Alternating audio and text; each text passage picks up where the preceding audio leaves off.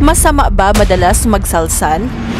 Madalas magkakaiba ang sinasabi ng mga tao, kasama ang mga kumakalat na tsismis at maling impormasyon tungkol sa kung ang pagsalsal ba ay masama para sa'yo o hindi. Sa bidyong ito, tatalakayin ang nakakahiyang tanong na madalas na iilang pag-usapan ng karamihan.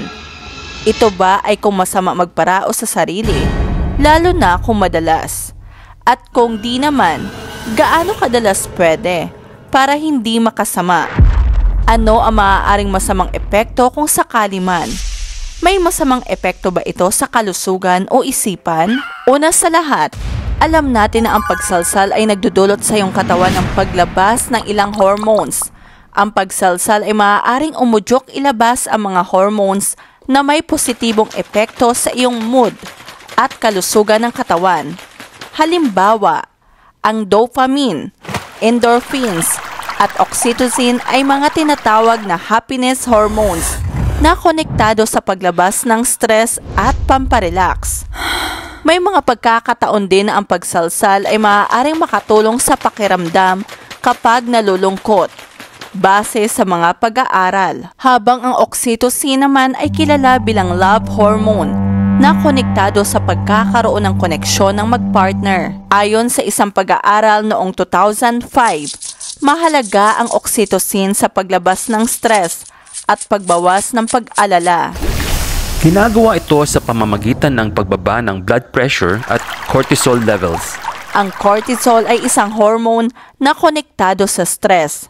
Kaya, kung nais alisin ang pagod pagkatapos ng isang mahirap na araw sa trabaho, may mga taong ginagawang paraan ang pagsalsal. Maaari rin itong makatulong na makatulog.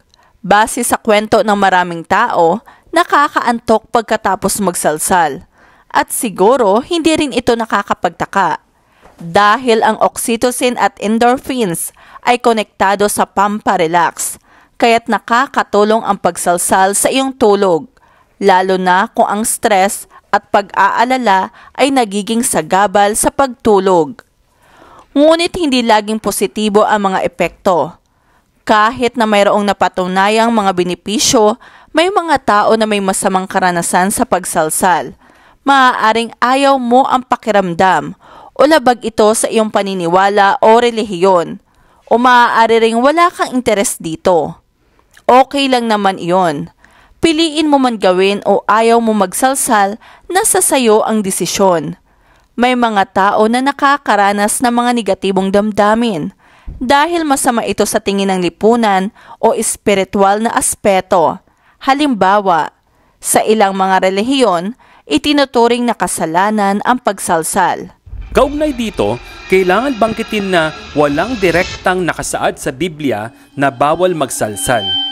Ang maraming teksto sa Biblia ay naglalaman ng mga prinsipyo ukol sa kalinisan at moralidad sa sexual na aspeto, tulad ng huwag makikiapid sa hindi mo asawa o asawa ng iba. Ngunit walang malinaw na pagtukoy sa pagsalsal. Ganon pa man, ang ilang interpretasyon ng iba't ibang denominasyon ng Kristyanismo ay maaaring magbigay ng kanilang sariling kahulugan ukol dito. Ganoon din ang Islam, kung saan walang direktang nabanggit sa Quran o Hadith tungkol sa pagbabawal sa pagsalsal. Ngunit maaaring may iba't ibang interpretasyon ang mga Islamic scholars. Marami pa ang stigma sa lipunan tungkol dito. May mga naniniwala na hindi dapat magsalsal ang mga babae o ito ay di moral. At huwag nating kalimutan ang mga panakot ng ilang mga matatanda tungkol dito. Madami sa atin ang nakarinig na ang pagsalsal ay nagdudulot ng pagiging bulag o lumalaki ang buhok sa mga kamay, na parehong di base sa siyensya. Pero laganap ang paniniwala sa mga kabataan. Sa mga nagsalsal na nakakarinig ng ganon, maaaring makaranas ng damdamin na guilt, pagkabalisa, hiya, o self-loathing, o naiinis sa sarili pagkatapos. Tungkol naman sa gaano kadalas ang maaaring magsalsal, wala namang itinakdang patakaran kung gaano kadalas. May mga lalaki na araw-araw itong ginagawa, at may iba na halos hindi rin. Hindi mahalaga kung gaano kadalas, kundi kung ano ang nararamdaman mo tungkol sa iyong sarili. Narito rin ang ilan pa sa mga posibleng negatibong epekto sa katawan ang sobrang dalas sa pagsalsal. Iritasyon o sobrang pagkakasugat. Ang madalas na pagkiskis ay maaaring magdulot ng pagkakairita o pagkasugat ng genital area, pagkapagod o fatigue. Ang labis na masturbation ay maaaring magdulot ng panghihina at pagod. Negatibong epekto sa emosyonal na kalusugan. Para sa ilan, ang sobrang pagkakasalsal ay maaaring magdulot ng panghihinayang o takot na maaaring makaapekto sa emosyonal na kalusugan. Pagiging hadlang sa iba't ibang gawain. Kung ang pagkakasalsal ay nagiging pangunahing focus ng isang tao, maaaring maging hadlang ito sa iba't ibang aspeto ng buhay tulad ng trabaho, relasyon o iba pang personal na layunin. Mahalaga pa rin ang tamang balanse at pag-unawa sa sarili. Ang mga negatibong epekto ay madalas kaugnay sa labis na paggawa nito.